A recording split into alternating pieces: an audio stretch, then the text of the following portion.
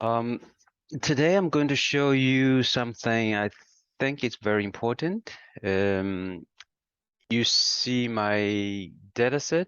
It's a binary dataset I created from another original CT images of pores. Like what you see here, the spheres, the white spheres, they are actually pore space in the original one.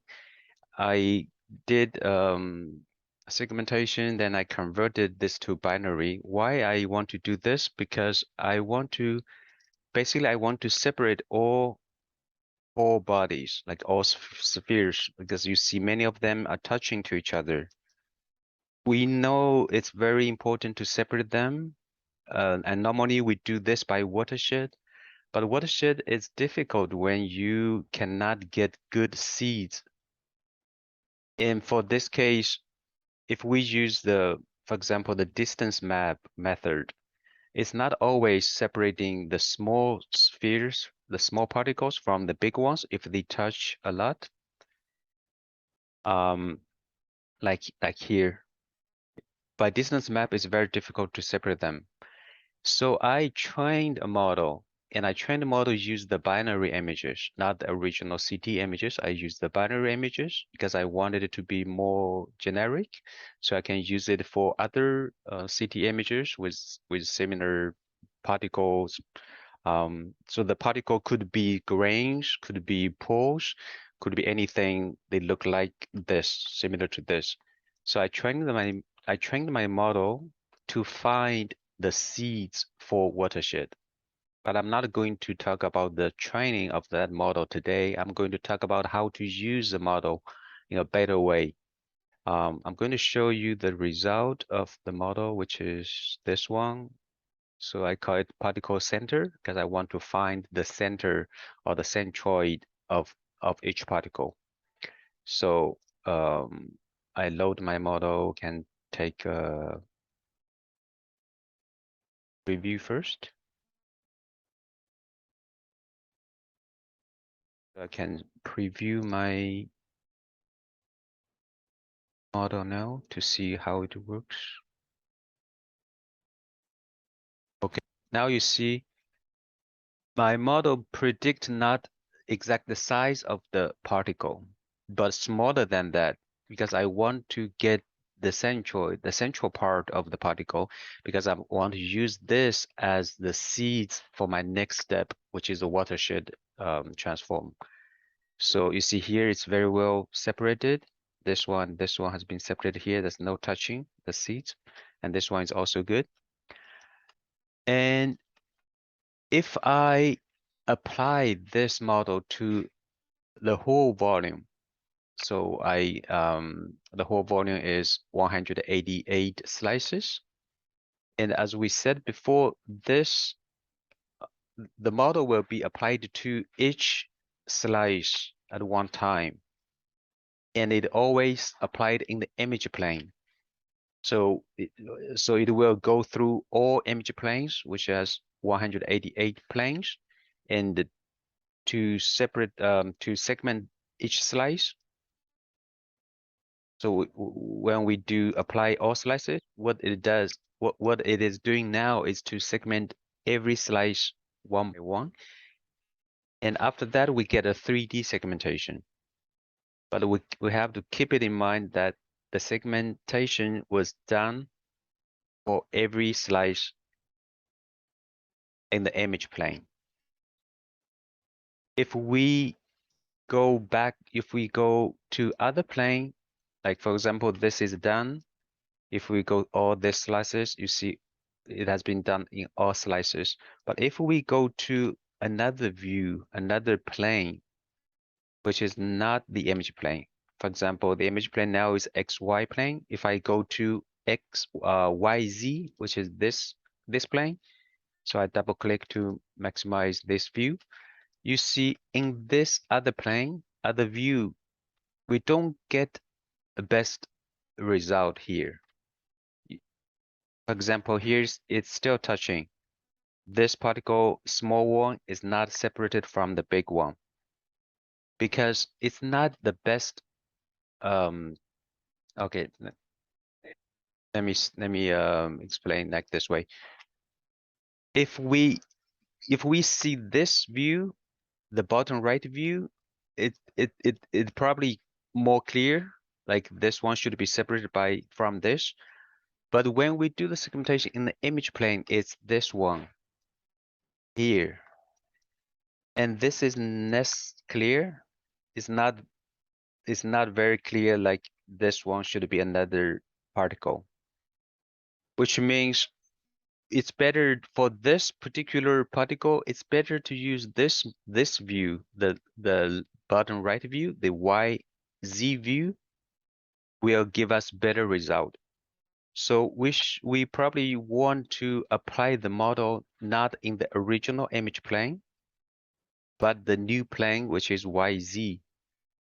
So we could do this, but we have to generate a new image channel, image dataset using the YZ view as the image plane. So we derive new from this view, then we get a new dataset.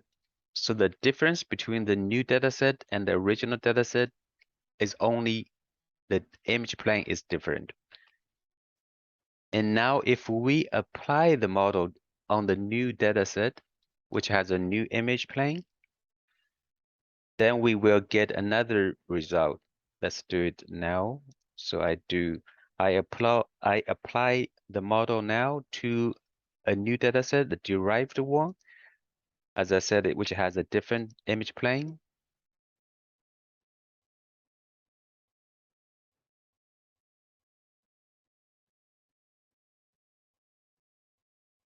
So ideally, if we have a 3D, a true 3D model, it will take the whole volume at one time. It will predict the same thing, no matter which plane you use as image plane.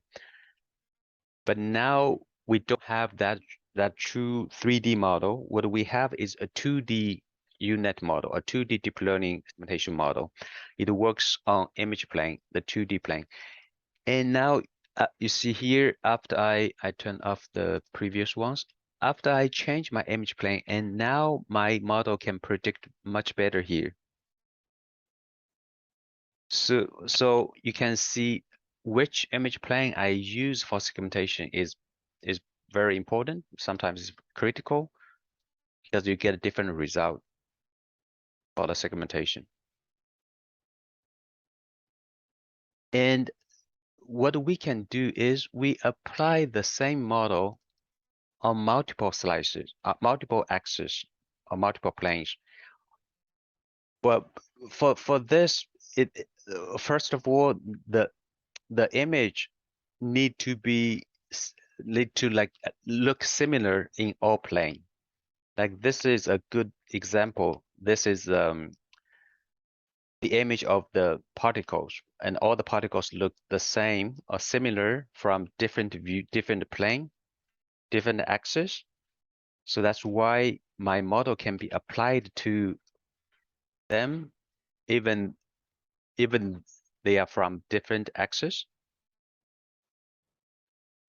And after I apply the model to different axes or different planes, I can combine the result, the segmented, for example, the particles, I can combine them to one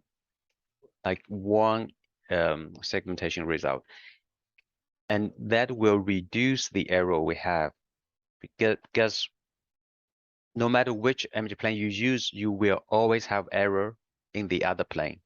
So by combining the result from different axes, we are able to reduce the error. So we can do this again for one more view, like we already did it on the original XY view and YZ, and now we can do it again for X and Z, XZ plane. So for the same thing, I selected the XZ plane as my current plane. I can create again a new image dataset So this will be my XZ because it has the same name as the other one. So I rename this to XZ. Now I can apply this again to XZ slices.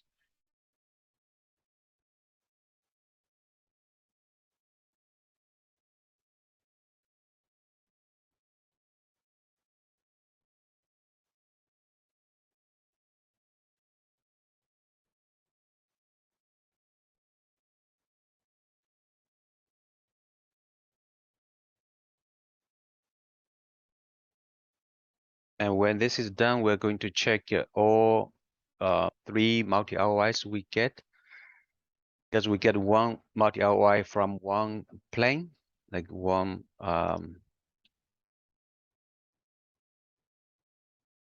okay, let's go back to what do we have done. So we have one image. We did 3 times a deep learning model inference. So one is the XY plane, the original image plane. I don't need to see the background, so I just show this green one is my central part of the particle, which is what I want. I do the same thing in another plane, and I do one more time in the third plane. So now you can see, well, they are in the same color, but you can see the overlapping. You see, each time it predict a slightly different regions. So I need combine them to one result. There are multiple way to combine them. For this case, I will use intersect because I want to remove, for example, I want to remove this, which means only one voxel is identified as my center part in all slice, in all planes, XY, YZ, XZ. If one particle is labeled as my particle central part in all slices, I will use it as the real the real pixel in my central part. But so I can remove a lot of those.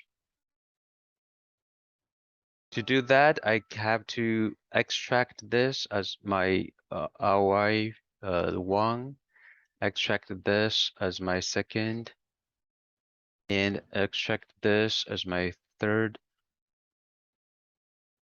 Because I got the multi-RY, I don't need the background, so I extract only the face that I want. So we see this again. And now I could select all of them, 3 of them, and I do an intersect.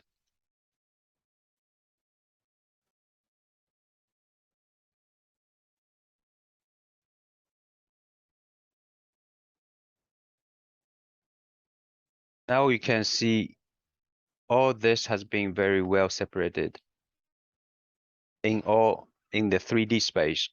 So it's not only on the original image plane, it also in other planes.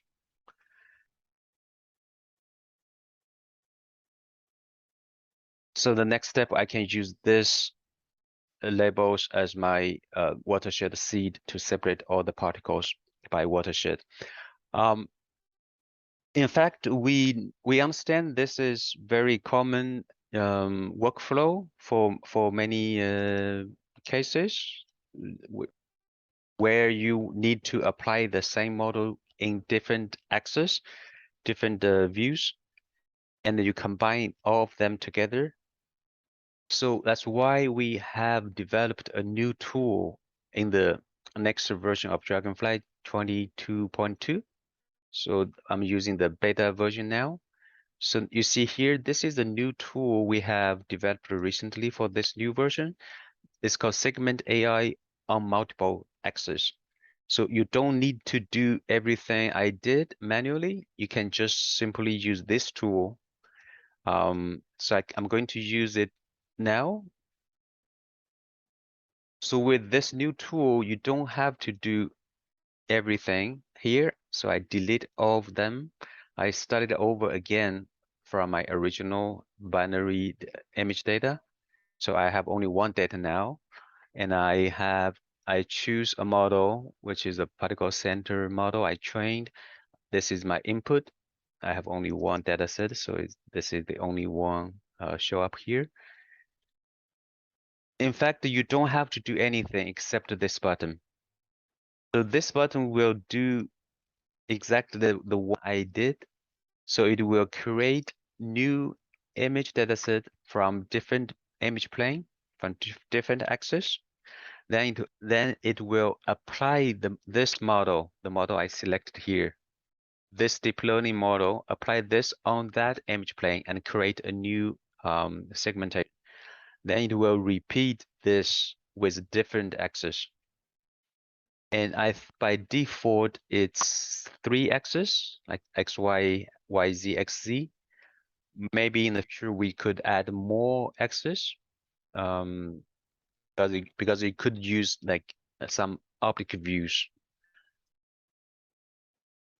And here, the option for the vote is majority vote by default.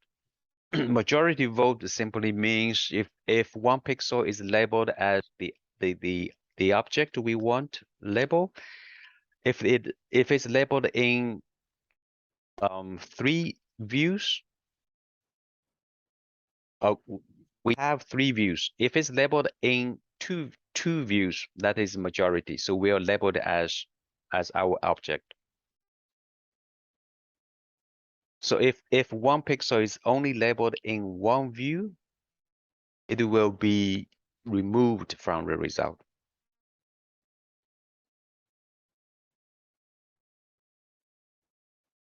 And what I insect is not majority vote. What I did the insect is it has to be labeled in all the views. The majority vote is a bit different, and I think it's better if we have many views.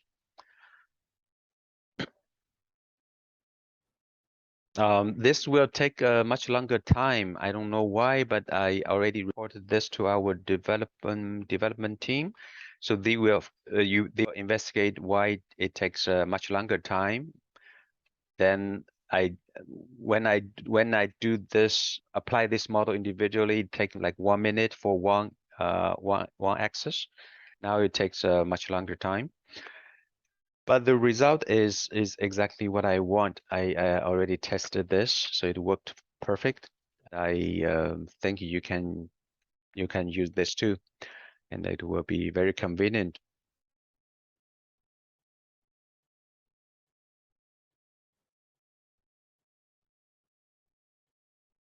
So as I said, I didn't show how I did the training, how I trained the model to find the central part of each particle. And if you want to know that, well, it was pretty easy and straightforward because we don't need to segment the central part exactly the shape, the same shape at the boundary, which because we use it as the seeds for watershed. It doesn't need to be very accurately segmented. So the preparation of the training data is very quick and easy. And the training was done quickly by attention unit. And this technique can also be used for fibers if you want to extract the center line.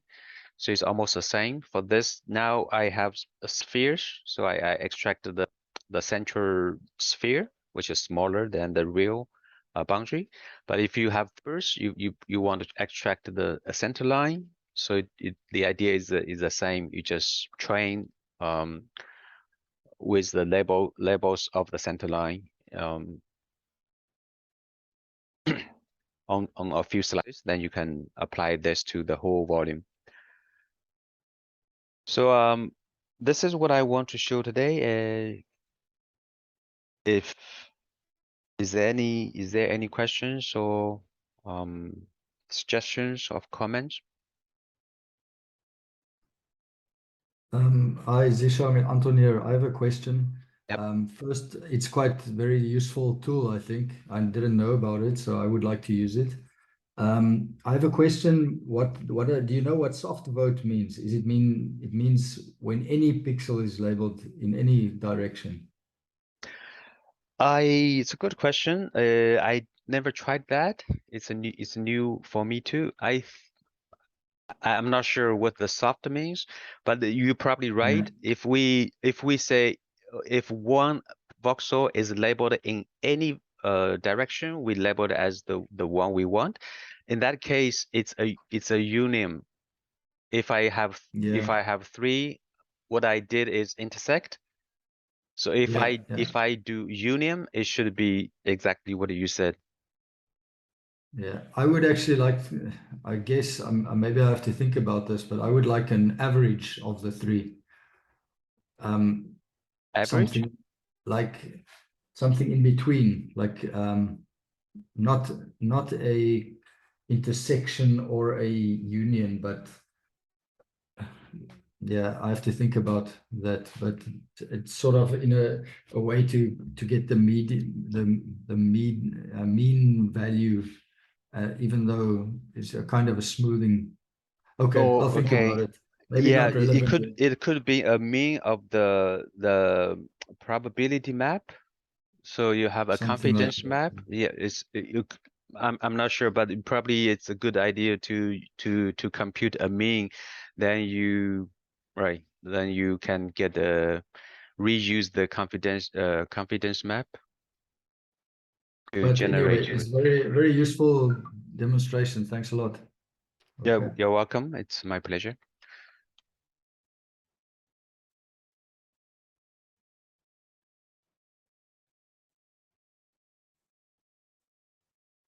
Okay, yeah, as I said, using this new tool, you don't need to manually create a new image from different view as image planes. You don't have to apply the model manually multiple times.